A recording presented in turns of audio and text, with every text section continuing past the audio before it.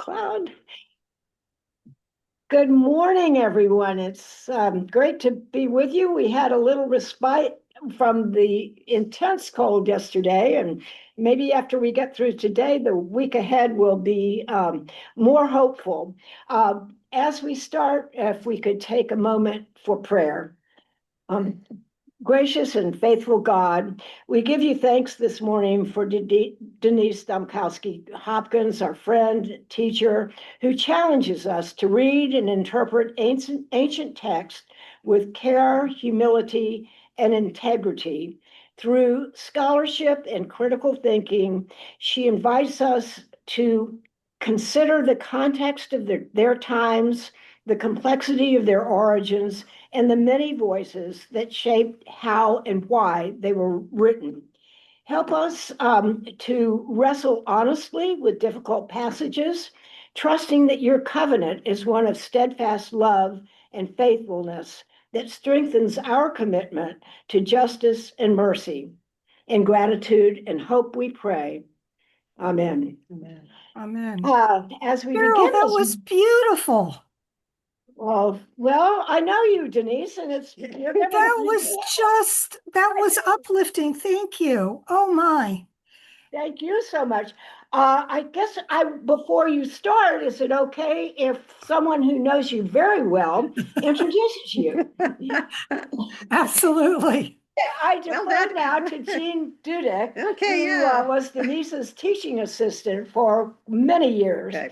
and is very wise in her own right. But go ahead. Yes, I'm delighted to introduce Denise Dombkowski Hopkins, Professor Emerita of Hebrew Bible at Wesley Theological Seminary. Denise began teaching at Wesley in 1986, and she retired, sort of, in spring of 2023. So at 37 years, she is the longest serving tenured woman faculty member in the history of Wesley. And for about the last third of her pre-retirement career at Wesley, I had the honor and good fortune to be her teaching assistant in her Introduction to Hebrew Bible class. But she's actually not that good at being retired, as she continues to teach at Wesley in the D-Min program. And I didn't say demon like devil, but D-Min, Doctor of Ministry. Our own Pastor David Gray has a D-Min degree in church leadership from Wesley. But Denise's research interests include the Psalms, as demonstrated by her book, Journey Through the Psalms, feminist interpretation of the Bible, as demonstrated by her book in the Wisdom Commentary series on books 2 and 3 of the Psalms, and the intersection between the Bible and pastoral care, as demonstrated by the book she edited and contributed to, Biblical and Pastoral Bridge Work. And those of you lucky enough to be in the room can take a look at those. This week and next, we're going to look at how the ancient texts of the Hebrew Bible speak to contemporary challenges like the U.S. political situation and foreign policy. In particular, this week, we look at holy war in the book of Joshua. So please join me in welcoming Denise Dombkowski Hopkins.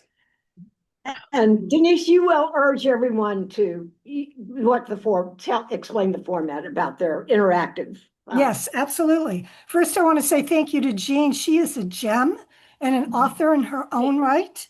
And I hope she has spoken with you about her book.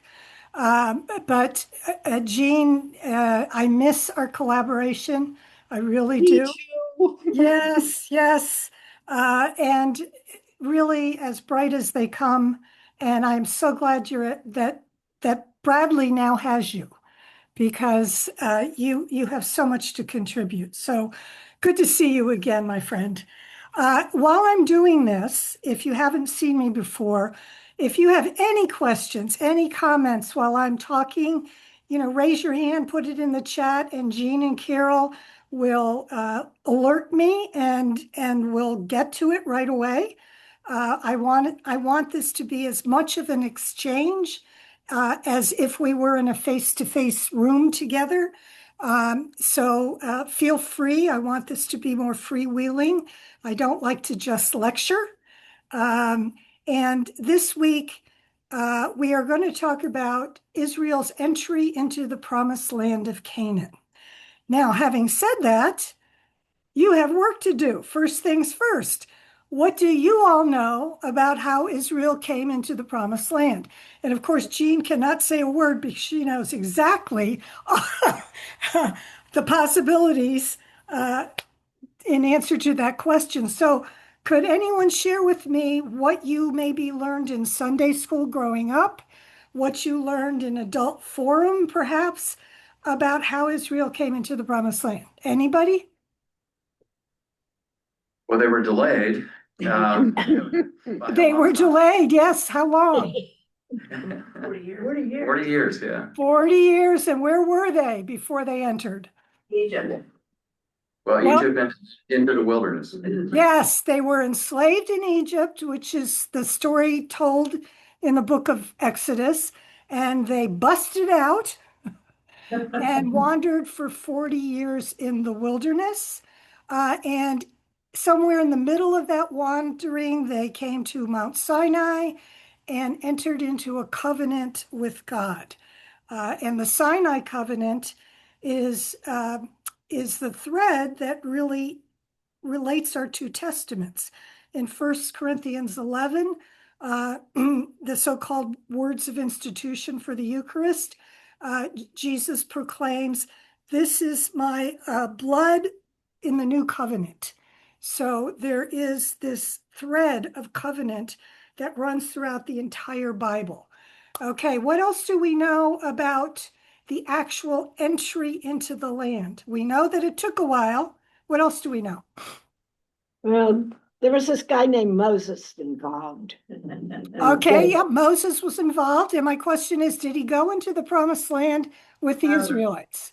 No, no. Didn't- And there's a trumped up reason for why, which we won't go into. And so who led Israel into the promised land? Anybody? Joshua. Yes, Joshua. And from what you learned in Sunday school, was it a peaceful entry? No, No. No, no. Anything else that you might know? Any little tidbit? There were some rough spots. There were some rough spots, yes. That word rough covers a multitude of horrifying incidents in the book of Joshua. Yes, Carol. Do you remember when I did women in Matthew's genealogy for adult forum? Did I do that for, I did that for you, didn't I? I don't know. We did. Really? Yeah, well, that's next year. Anyway, go Oh ahead. my gosh. I mean, the women in Matthew's genealogy, Mary, of course, the mother of Jesus, but Yeah, Rahab, who is in Joshua chapter 2, she is a prostitute, a Canaanite prostitute who lives in Jericho. Bathsheba, Tamar, all those women. It's a yeah. fascinating. I can't believe I didn't do that for you I all. didn't think you've done it. No, and we read that would be really cool. Go ahead. Oh, okay. All Get right. on the list for next year. Yeah. All right. Jean's gotten, prepped us a little bit. And yeah, anyway, go ahead. Okay. All right. So I'm thinking that you all have some kind of vague notion of how Israel came into the land, right? Yeah. Oh, yeah. I'm not Yes. hearing, you have the general idea, but there's a lot of missing detail. Yeah, there was, gold calves and 10 Commandments and a lot of that stuff involved. Okay. So in the wilderness wanderings, yes, you've got the golden calf in Exodus 32. You've got the Sinai cycle starting in Exodus 19. But it's really the book of Joshua that gets us into the promised land. And it's that book that lays the groundwork for Holy War that has justified, I would I would say, genocides through the ages. So let's dig deeper and see what I mean. So we do have to begin with the book of Deuteronomy, because Deuteronomy is really the last word that Moses gives to the people in the form of a very long sermon. And they're in the Transjordan, that means east of the Jordan River.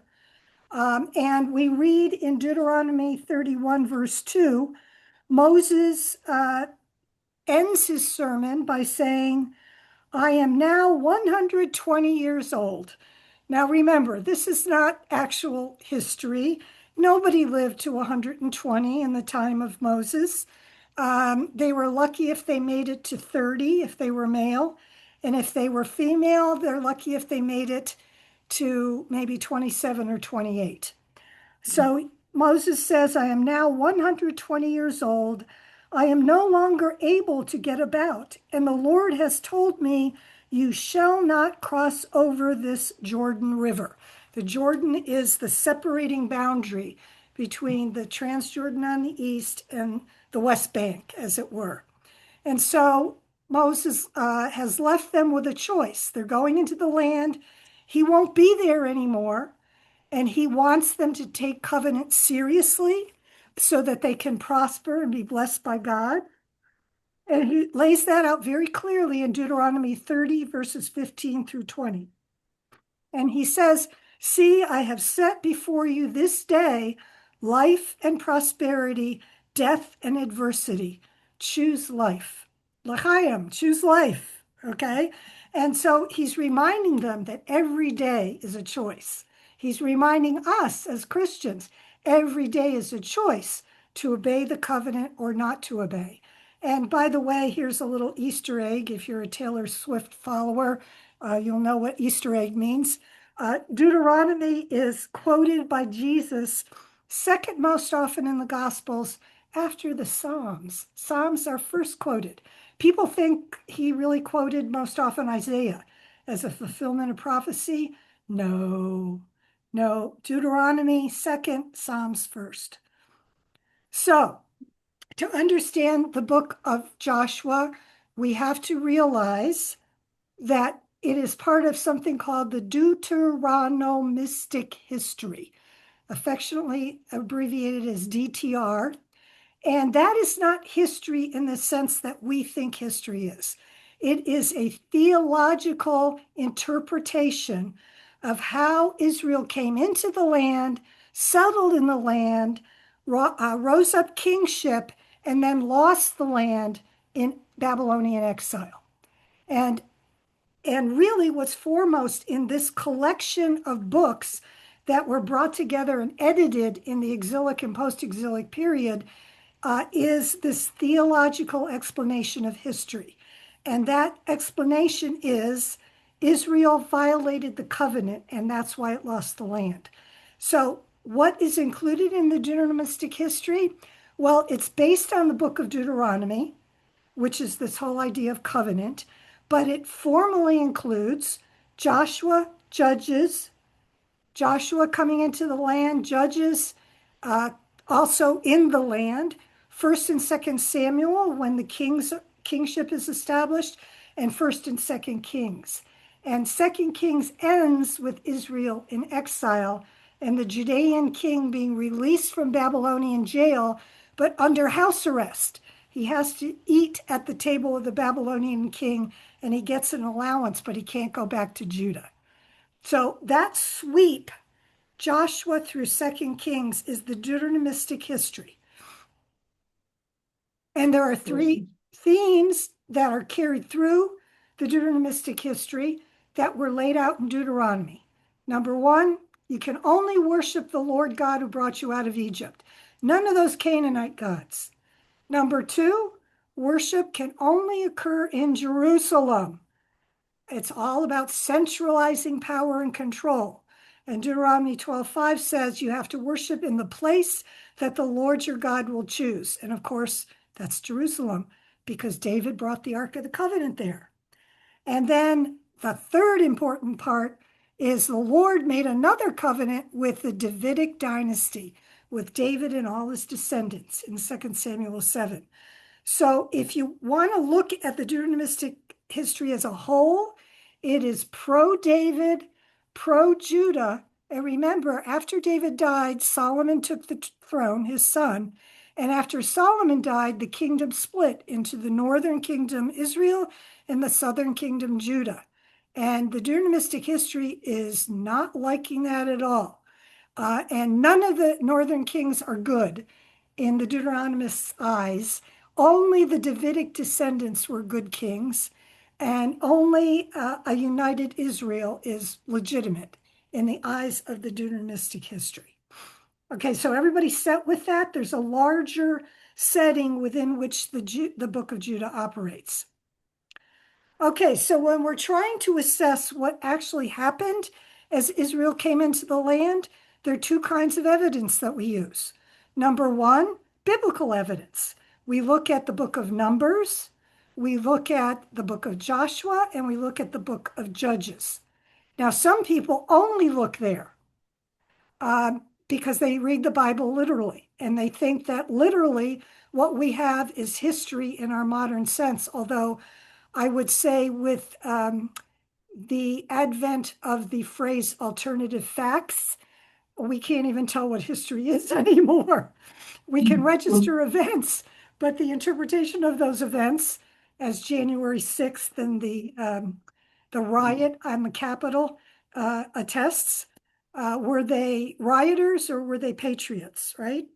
Okay, so the other kind of evidence we use is extra biblical, meaning outside the Bible, and that is primarily archaeological evidence, along with some sociological and ethnographic studies.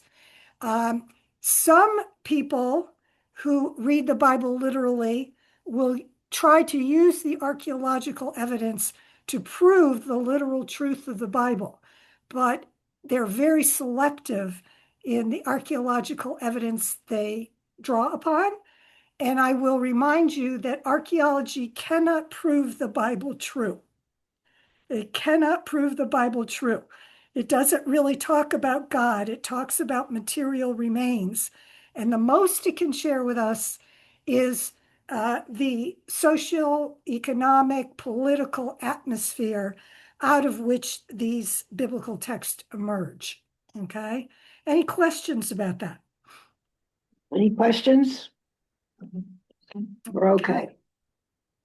All right, so I don't know if you're aware of it, but beyond the picture we get in the book of Joshua, which I'll look at in a minute, there are three other theories of how Israel came into the land. Joshua is all about conquest, military campaigns. I'll show you that in a minute. And that is what you learn in Sunday school. At least that's what my students tell me they learned in Sunday school. I'll say more about that in a minute. The second model is one of gradual immigration over generations. The third one is a social revolt against the oppressive rulers of the Canaanite city-states. And the fourth one, and I'll tell you where I come out, it's with number 4, is called a revisionist history, and it claims that the story in Joshua is really the literary invention of later 8th and 7th century kings. And I'll say more about that in a minute. What do you mean, invention? This is the Bible. Well, we already saw that the Deuteronomistic history has a bias. You know, it hates the northern kingdom and the northern kings. It's all about David and the southern kingdom. Remember, the Bible is God's word in human words, and different political, social, economic situations shape those human words in different ways. Number 4, the revisionist history came about because archaeology does not support really theories number 1 through 3. So here's a case in which archaeology can help us question the biblical account rather than prove it true. Okay, so is anybody scandalized yet? This is, I know this is counter to much of what you learned, perhaps in Sunday school by well-meaning teachers when you were younger. Oh, and by the way, I forgot to mention, David Gray was in a D-Min class that I taught when he was going for his Doctor of Ministry degree. I actually taught your pastor. Okay, so let's. He did peek his head in. It's been a crazy morning for him, but he did. Oh, want to yes, say he always hello. does. He always Yeah. does. Yeah, yeah. Yeah. You can tell him hello for me. Yeah. Yeah. Okay, so let's look at the first theory of how Israel came into the land, and it's based upon the book of Joshua, and I call it conquest, or what we learned in Sunday school. Okay, so Joshua can be divided, as you see on the slide. Chapters 1 through 12 are all about conquest, about conquering. Chapters 13 through 22, once they've conquered the land, they divide it up. Joshua divides it among the tribes. 12 tribes of Israel, they each get some of the land, and the land is their tangible piece of the covenant. It is kind of the emblem of their being a covenant people. Every male gets a piece of that promised land. Chapter 23 is Joshua's farewell to the people. And in chapter 24, there's a covenant ceremony at Shechem. And basically, what you get in the book of Joshua is a sudden, complete military takeover. And again, after the takeover, the division of land for the tribes. So if you are a military strategist, you will appreciate the fact that there are 3 military campaigns that are actually sketched out in the book of Joshua. And the first entry, can you see my little pointer here? Can you see it move? Yeah. Yeah. See Jericho? See Yeah. Jericho? Here's the Yes. Jordan River. Here's Sea of Kinneret is the Sea of Galilee. The Jordan River flowing into the Salt Sea or the Dead Sea. And here's Jericho, which is at a point on the Jordan where it's easier to cross the Jordan River. So it was always an important city. And that's where Israel first enters the land, is at Jericho in the book of Joshua. And that begins the campaign into the Central Hill Country. So right here, okay? And then the Israelites move into the Shephelah, which is the land between the coast and the Central Mountain Range, and into the Southern Hill Country. So this is the Southern campaign. And then finally, people move north. And notice here's Shechem, where the covenant renewal takes place. And they move into the north past the Sea of Galilee in the northern campaign. So look at that. It covers all of the land of Israel, the northern kingdom later on, and the southern kingdom of Judah, all of the Holy Land per se. All right, that's pretty amazing. Now, remember, let's refresh our memories. Who are these people who are conducting these military campaigns? Where'd they come from? It's the Israelites, right? The Israelites, yeah, they came from, yeah, But they were moving in from Egypt, but yeah. Yeah, they were moving for 40 years in the wilderness. So only Joshua and Caleb were part of the original people who fled Egypt. A whole generation died out in the wilderness and a whole new generation was born, but they're moving from place to place with their herds. Do they have military capability? No. What? No. Yeah, Carol's saying no. And what else did I hear? Oh, doesn't So where did they get their weapons? Yeah, where Yeah. did they get all these weapons? Yeah. Right? Right. And they're traveling with women and children and herds, and they're the ragtag desert wanderers, and suddenly they come in and conduct 3 military campaigns. We have to scratch our head and say, huh, what else is at work here? Now, Joshua has an explanation for how that happened, and we'll see what that is. The thing to notice here is that when you look at all the cities or areas conquered in those 3 campaigns, they're all described in 12 verses each.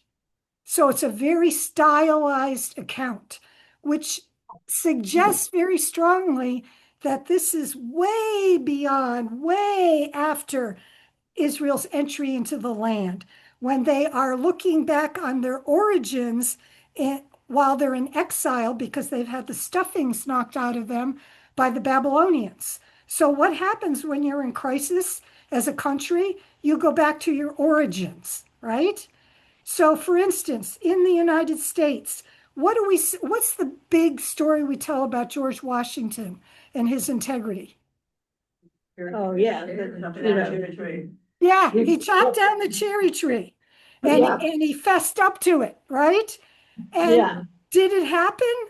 Most historians say, nah, but we embellish that history, right? Because he was our first president and we put him up on a pedestal, right? Now, let's pepper this up a little bit. Under the Trump administration, what is happening to accounts of slavery? We do know that George Washington was an enslaver, right? We do know that in the national parks, there have been some plaques removed. We do know, well, what do we know? What is this administration saying about our history? Revisionist. Yeah, Revisionist. let's not talk about that. Let's not talk about that. Yes, revisionist. Stuff that everything is positive and glowing and wonderful. Thank you. Manifest Destiny was great. Right. Okay. The Okay. slavery thing's been way overdone. Yeah. Yeah. Okay. So you've all nailed it, right? It So- is Black History Month, but we can, yeah. Yeah. So we want a sanitized, glowing account of who we are as a people, right? I mean, any people would want that. But again, if you don't know history, you are doomed to repeat it. How often have we heard that? And to know history means to acknowledge all of it, right? And so we can understand why Israel, looking back at a time of crisis, suddenly stylizes and revisions the way in which it came into the land. It wanted to show its strength, right? So we get these stylized accounts that follow the same formulas, and we get this talk of utter destruction under harem. Can you all say harem? Guttural. Everybody? Harem. Again? Harem. I didn't hear any gutturals. Harem. Okay. Hebrew is very guttural, as is Arabic. Harem. And harem is a tool of holy war. I'm going to say more about what it means exactly in a minute, but I want you to look at this picture, which is a picture of Jabalia in northern Gaza, taken in October of 2025. And what do you see in that picture? Destruction. Almost total Total destruction. destruction. Yes. Ah. Okay. Northern Gaza. Mm. Yes, northern Gaza. Almost total destruction. I see a couple of buildings standing here, but this looks like a moon crater here, right? Okay, so I often wish that Benjamin Netanyahu could sit in this class because I believe he put Gaza under the harem. And the harem is described in two places in the book of Deuteronomy. In Deuteronomy 7. Denise, we have a question. Quick question. Is there no historical evidence of any kind about these campaigns? That's a great question. We're going to get to the archaeological aspect a couple of slides from now. Okay, so great question, great anticipation, and it's going to surprise you. I'll give you a heads up. Okay, so Deuteronomy 7, 1 through 6 is what I'll read. You can also, on your own, look at Deuteronomy 20, 10 through 18. So again, the Deuteronomistic history, which includes Joshua, is based on Deuteronomy. So the marching orders for harem are laid out in Deuteronomy 7. And that reads, when the Lord your God brings you into the land that you are about to enter and occupy, and he clears away many nations before you. Now, notice that. And he, meaning God, clears away many nations before you. So who is really fighting these battles? God. God. That's the theological explanation for how Israel was able to conduct these 3 military campaigns when they're really a ragtag group coming out of the desert, right? Okay, and so then God lists all the nations: the Hittites, the Girgashites, the Amorites, the Canaanites, the Perizzites, the Hivites, and the Jebusites. 7 nations mightier and more numerous than you, which is important to point out because it amplifies God's miracle in conquering them, right? They're mightier and larger than any of the Israelites, but God made the Israelites win. And when the Lord your God gives them over to you and you defeat them, then, so God basically serves the foreigners up on a silver platter for the Israelites to knock off. Then you must utterly destroy them. And Haram, it can be translated as ban. To put a city or an area under the ban is to utterly destroy it. And that's why I chose this picture of Jabalia. Let's see. Make no covenant with them and show them no mercy. No mercy. Do not intermarry with them, giving your daughters to their sons or taking their daughters for your sons, for that would turn away your children from following me to serve other gods. So there's another theological explanation. We can't have foreigners among us because they will lead us astray to worship other gods. Then the anger of the Lord would be kindled against you if you followed other gods, and he would destroy you quickly. But this is how you must deal with them. And here's the guts of holy war. Break down their altars, smash their pillars, hew down their sacred poles, burn their idols with fire, for you are a people holy to the Lord your God. The Lord your God has chosen you out of all the peoples on earth to be his people, his treasured possession. Okay? You're special, says God to the Israelites, and I will give this land to you. And that is what's driving Bibi, Benjamin Netanyahu, in Israel. What we don't realize, and again, I lived on the West Bank for a year and then a half year, and during the second half year, later on, our son was with us. He was almost 4. He went to an Arabic school in Beit Jala. We had the first time friends, Israelis and Palestinians. The second time, you couldn't have that because they weren't speaking to each other.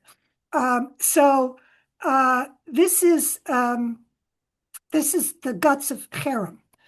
Literally, it means devoted to destruction, something prohibited, or something set apart.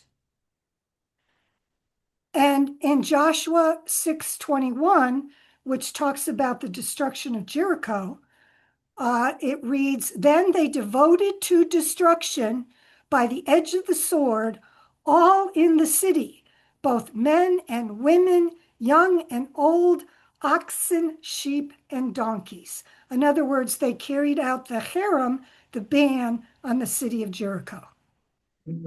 And our modern word harem, women set apart for the king, right? No one else can touch them. You set, and it comes from the same Hebrew root. And then in Muslim tradition, Haram Sharif is the holy place. In Islam, it's the place set apart for Muslims. So again, this root runs through our English, our Arabic, our Hebrew. And please know that the Moabites also practiced harem. Okay, so this wasn't something that only Israel did, but they did it with a vengeance. Now, we come to the destruction of Jericho, which is described in Joshua 6. This is a really kitschy, oh my goodness, this is bad art portrait, but there's so many of them out there. It was hard to choose, okay? And this is a picture of, remember the description from Sunday school? How did the walls of Jericho fall down? Anybody remember? Ram's horns. Yeah, they're blowing horns. They blew the horn, yeah. They moved 7 times around the walls of Jericho, blowing Yes. horns. Yes, and 7 is the number of completion. So the priests are leading, blowing those ram's horns, leading the Israelites around the city of Jericho 7 times, and they clapped their hands, and the walls came tumbling down, right? Now look at this. You see this golden box? Which is really something that was developed for the Ark of the Covenant much later in Israel's history. When Israel was moving in the wilderness, it was probably a plain wooden box. The Ark of the Covenant is what encircled the walls of Jericho. And why is it important? Because, why is that up there? Yes. Let me see if I can bring this down. Let me get this. Oh, there we go. Okay. Holy war is conducted with the Ark of the Covenant. And here, if you haven't been to the Ratner Museum in Bethesda, please go. Philip Ratner died, within the last year or two? But he is an incredible sculptor of scenes from Hebrew Bible. And this is his Ark of the Covenant with the priests. And holy war is holy because God is in it, leading the war. God is thought to be enshrined in the Ark of the Covenant. In other words, the Ark embodied the Lord's invisible presence. How many of you remember seeing the Harrison Ford movie? Raiders? Yeah, Raiders of the Lost Ark, right? You're talking about this Ark. And remember when the Nazis found it, what happened to them? They opened it. What happened to them? Right. Wasn't good. They melted. I'm melting. Right? Why? Because God is invisibly present there, and no one can look directly on the Lord except maybe Moses, right?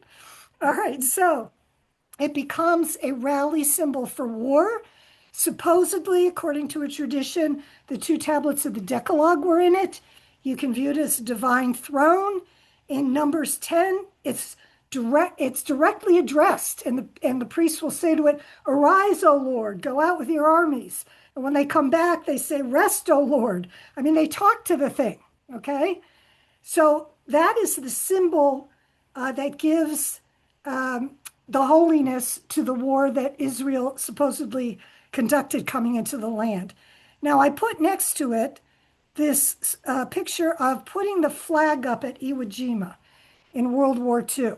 Do you see any correspondences between that flag and this ark? Anybody? The group effort. Yeah, group effort meaning? Raising symbol. Yes. Okay, so the American flag planted on Iwo Jima is a proclamation that we won, right? And that God is on our side, right? You know, we were engaged in God's work, overcoming the Nazis, right? We'll say more about that next week. But I wanted us to think by juxtaposing the American flag with this Ark of the Covenant, how we carry the American flag into war. And it is our symbol of, I think, righteousness. I remember in one press conference, President Trump hugging the flag. Do you remember that? And wrapping his arms around the flag and saying, "I love this flag." Right? And so there is a melding of symbol with a person, which kind of freaks me out, but you may not see it that way. Okay, so let's sum up the conquests in the book of Joshua and turn to Joshua chapter 11. 16 through 20. Let's see.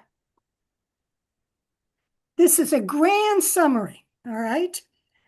And 11:16 through 20 reads, so Joshua took all that land, the hill country in the center, all the Negev in the south, all the land of Goshen and the lowland and the Arabah and the hill country of Israel and its lowland, from Mount Halak, which rises towards Seir, as far as Baal Gad in the valley of Lebanon, below Mount Hermon. So that's all the way up in the north. So north to south, east to west, it declares Joshua took all that land. He took all their kings, struck them down, and put them to death. Joshua made war a long time with all those kings. There was not a town that made peace with the Israelites except the Hivites, the inhabitants of Gibeon, all who were taken in battle. In other words, they were captured but not killed. For it was the Lord's doing. The ark was there, remember, to harden their hearts so they would come against Israel in battle in order that they might be utterly destroyed and might receive no mercy but be exterminated, just as the Lord had commanded Moses. Is anybody else offended by the violence of that language? Utterly destroyed, no mercy, be exterminated? That's in our Bible. And I would say that language specs or anticipates the language in the book of Revelation in the New Testament. What happens to those who are not washed by the blood of the lamb in the book of Revelation? What happens? Yeah, they're destroyed. They're destroyed. They burn to a crisp. They They burn to a crisp. Okay? No mercy. Everybody cannot live in the new heavenly Jerusalem, right? But look at, did you all notice it says in verse 20 of Joshua 11, for it was the Lord's doing to harden their hearts so they would come against Israel in battle in order that they might be utterly destroyed. So what is God doing? What is God doing? What? First, he tells the Israelites to make peace if they can with these cities, and then he tells the people in the cities to oppose so that they are destroyed. Yeah, it's a lose-lose situation, right?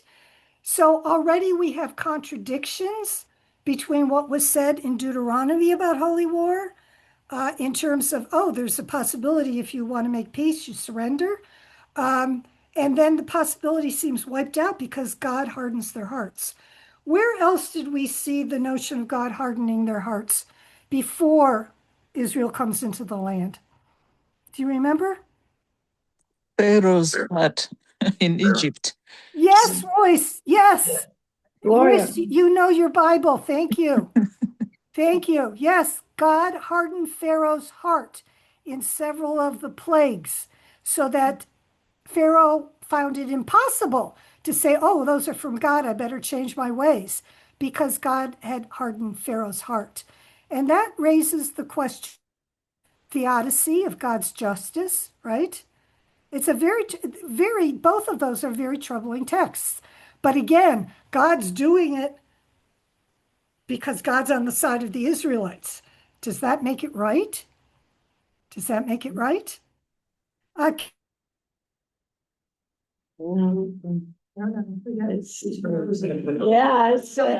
It's hard. If She's you're frozen. studying She is frozen, her internet. to counter it, yeah, we don't, yeah. Carol, she's frozen. The Zoom is frozen. The Zoom is frozen. Oops. And yeah, and she'll have to log in and come back. Okay, sorry. Are y'all here? Yeah, we're here. Okay, I think, can you still see my screen or do I have to share again? You have to share again. I'm going to have to share. I think I lost connection. This building is famous for that. Okay, hold on. I'm going to share screen again. And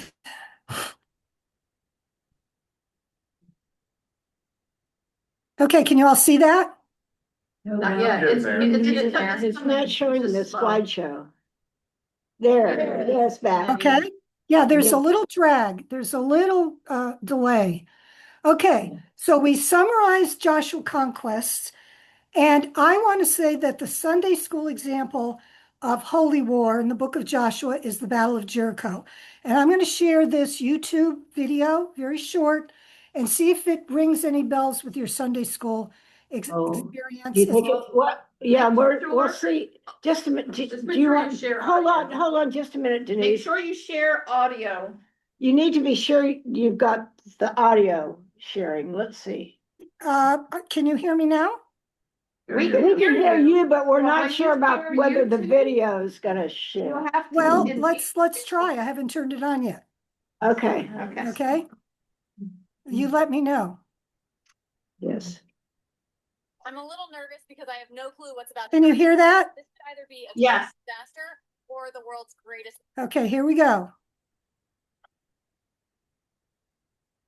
We have the spinning wheel. No, Can you It's hear not. it? no. Not now. We heard it before. We're not seeing anything.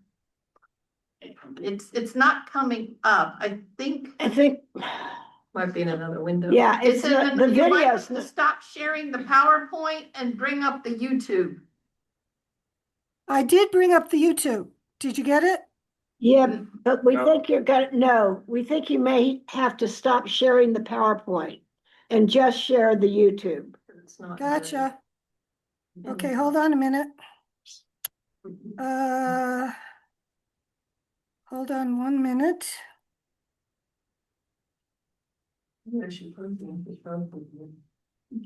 Sometimes with video, it takes so much bandwidth. Exactly. Yeah.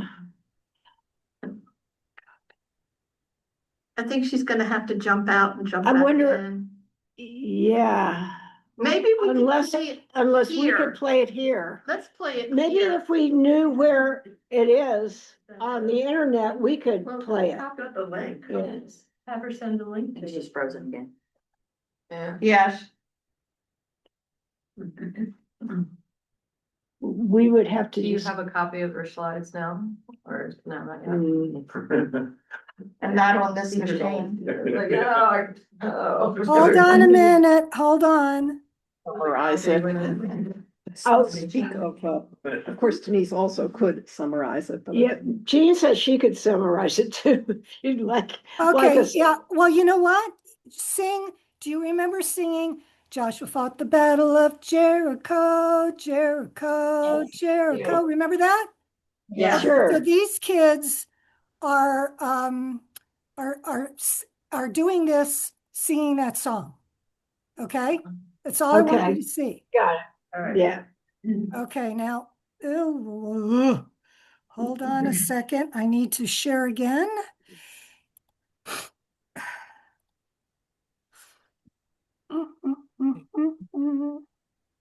Here we go. Share. Okay. Oh, come on.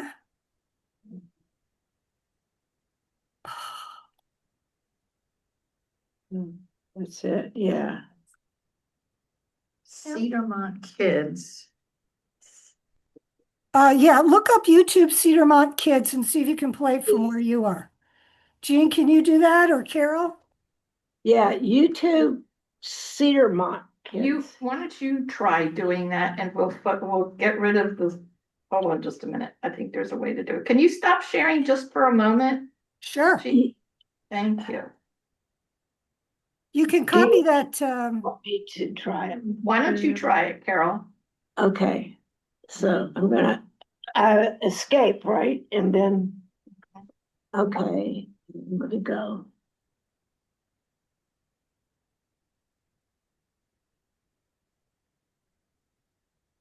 Oh, but then I'm gonna get out of Zoom.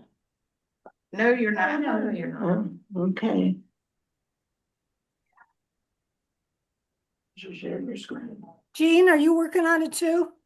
no, believe me, Diane and Carol know more about this than I do. Cedarmont Kids. YouTube. videos.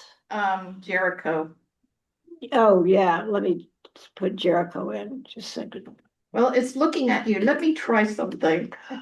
Let me just try one thing. Okay. I think. Dear Acorns, I was we can 19 hear- when I got we better COVID. skip. I worked 3 jobs at once to keep us afloat. I never You always get the. Okay. You know what? Let's try it from. How about mine? Can you see? I can't. Oh, well, You have to share it. Share. oh, I thought I was sharing. Jericho, Joshua fought the battle of Jericho, No. and the walls came tumbling. I know how to get there now. The green. Let's see. Participants. I can't share my screen. Well, you're a co-host. I thought so, but it doesn't. More. Maybe here we go. No, Uh, we're back to Denise. yeah, We were I think- hearing it for a minute. Yeah, we yeah, were. I know. I was there. You know We're what? just- If you can play the song, the music, I can show the video. Okay, let me Let me know Figure when out. you do it. move it over to this here. Let me go back. History. And as soon as I hear the music, I'll start the video and you can, because I've got the audio on for the video. So Okay. Wait a second. It's a history. History. Jericho. Here. Let's go to this. can you hear this? Just a minute. It's gonna make you go through the ad again. Okay, skip. All right. Get ready. It's starting. Joshua fought the battle of Jericho, Jericho, Jericho. Joshua fought the battle of Jericho, and the walls came tumbling down. You may talk about your men of Gideon, you may talk about your men of Saul, but there's none like good old Joshua at the battle of Jericho. Joshua fought the battle of Jericho, Jericho, Jericho. Joshua fought the battle of Jericho, and the walls came tumbling down. Is that good enough? Right up to the walls of Jericho, You only have they 5 minutes. marched this. But when ram horns Joshua cried, "Thus the battle is in my hand." Joshua fought the battle of Jericho, Jericho, Jericho. Joshua fought the battle of Jericho, and the walls came tumbling down. Then the last ram sheep horns began to blow, and the trumpets began to sound. Joshua told the children to shout that morning, and the walls came tumbling down. Joshua fought the battle of Jericho, Jericho, Jericho. Joshua fought the battle of Jericho, and the walls came tumbling down. And the walls came tumbling. Song, but not the Okay. video. Let me stop sharing. We'll get back in just a second. Okay, so Yeah, what we see, what we're seeing is Denise's. we're screen. seeing her PowerPoint, Yeah. right? We're not Yeah. seeing the video. I brought the video up just for a bit, but Yeah. I didn't want to overplay it with Carol. Okay. Because then it would much. Now, I've got to find stop sharing. You're not sharing. You're not Oh, sharing. I'm not. Denise is. Okay, It's so okay. Denise, we're back to you. Yes. Can you hear us? You're on mute. You're on mute. Did Denise. you all hear that and see that? Yeah. We heard. Well, we heard it. We couldn't see it, but. You couldn't see it? No. Oh, no. It's okay. We only have 5 minutes left, so I know people want to comment, so. Okay, yeah. so they had blocks, they had ram's horns, they're circling the blocks, they built walls, with the cardboard blocks, same ones Ah. gave my kids. And then they blew their horns, and then somebody inside pushed all the walls down, and they're all skipping around it with big smiles on their faces. And so my question is, what are we teaching our children? Who died within those walls? Destruction is okay. All the All the Canaanites. other little children that they never met, right? And it Yeah. didn't help that if you look this up later, all the little kids are white. They're towheads. They've got ultra blonde hair, and blue eyes. They're all white, and they thought it was glorious fun. I never, ever taught my kids that song, ever, because we talked about how that wasn't a really good thing to do, right? But what are we teaching our kids in Sunday school? All right. Now I'm going to skip over these other 3 theories and talk about them next week, because I want to get to the question that was asked about what's the archaeological evidence for this utter destruction. We need to rethink Israelite origins. Of the 16 sites that Joshua said were destroyed, only 3 showed archaeological evidence for destruction in Joshua's time, which we figure is about 1200 BCE.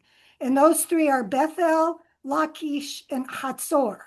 And the problem is, in the material remains, at that point in history, it was very difficult to separate Israelite material remains from Canaanite material remains, from Moabite material remains, from Hivite material remains. It was very difficult to tell who caused the destruction. Of the other 13 sites listed in Joshua, 7 were not even inhabited then. Archaeology says around 1300, nobody was living in those cities, including the city of Jericho, which is probably the most excavated ancient site in the entire world. It goes back to the 4th millennium. It has been excavated to the hilt. Jericho, Ai, and Gibeon. Remember, I just read in Joshua 11 that they made the Gibeonites were taken in battle. Nobody lived in Gibeon at the time of Joshua. And maybe this is an extended etiology, an explanation of origins. In other words, why are there ruins at Jericho and Ai and Gibeon? Well, the Israelites knocked those cities off. It's an etiology written after the fact.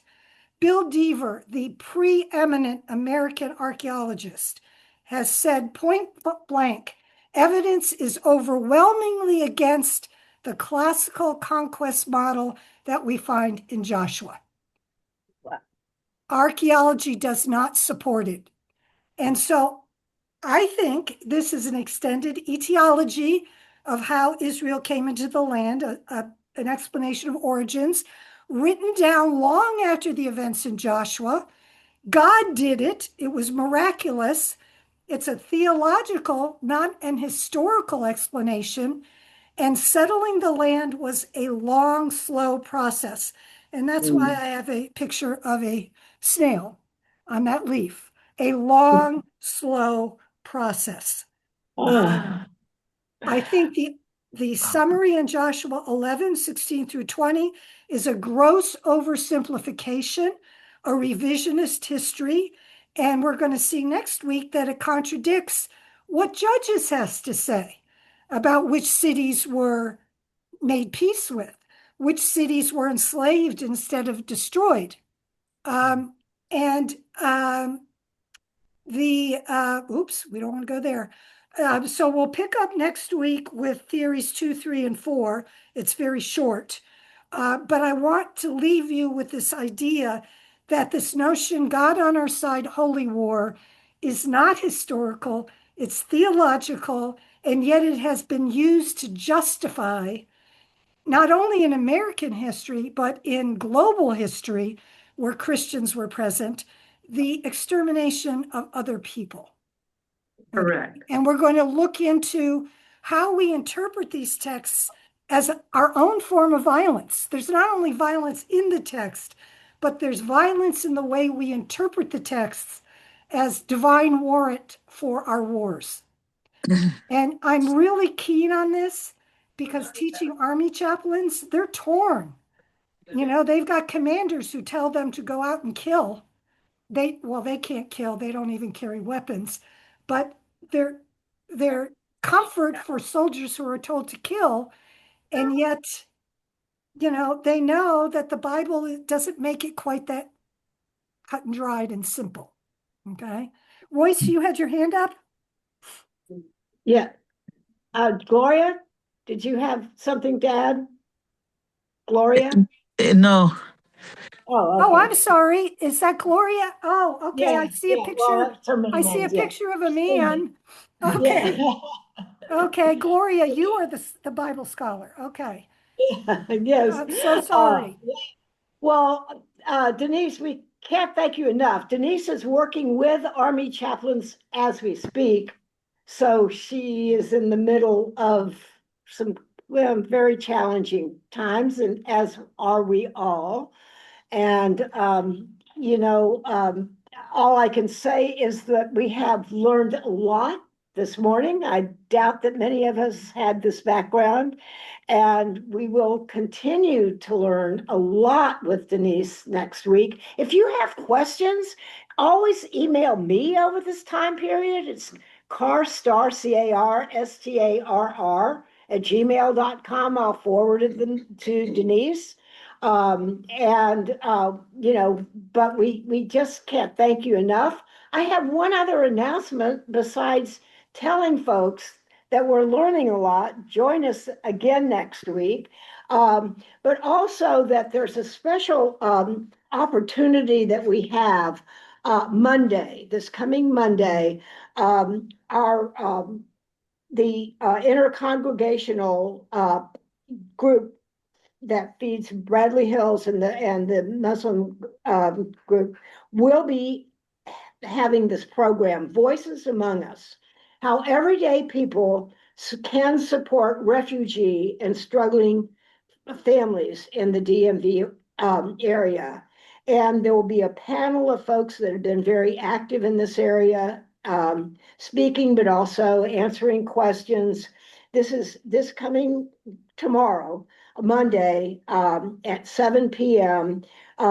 It's going to be in Covenant Hall in Bradley Hills, but it's also possible via Zoom. And if you look on our website and our Weekly Expressions email, you can register for Zoom if you can't come in person. So we urge you to do that as we look at active ways we can respond during this age of derangement that we're in. And thank you for being with us and for your loyal love in our community. Thank you, Linda, for all your technical help. And Yeah. think about till next week, was the American Revolution a holy war? And if you've just seen Ken Burns' documentary, I don't believe it. yeah, just think about that. Was the American Revolution a holy war? And we'll All right. pick up next week. Let me ask, Thank you, has Denise. anybody heard of any of those alternate theories other than the conquest theory? Anybody ever hear that? It's interesting. I kind of thought that might be the case. Yeah, I no, haven't I had heard of it never until I heard went to seminary. Continuously lived in city in the world. Me too. I've heard that too. And Where do you want? But yeah. That's nothing we have to return to the library. Live there. So I think is the answer. if you They're going back.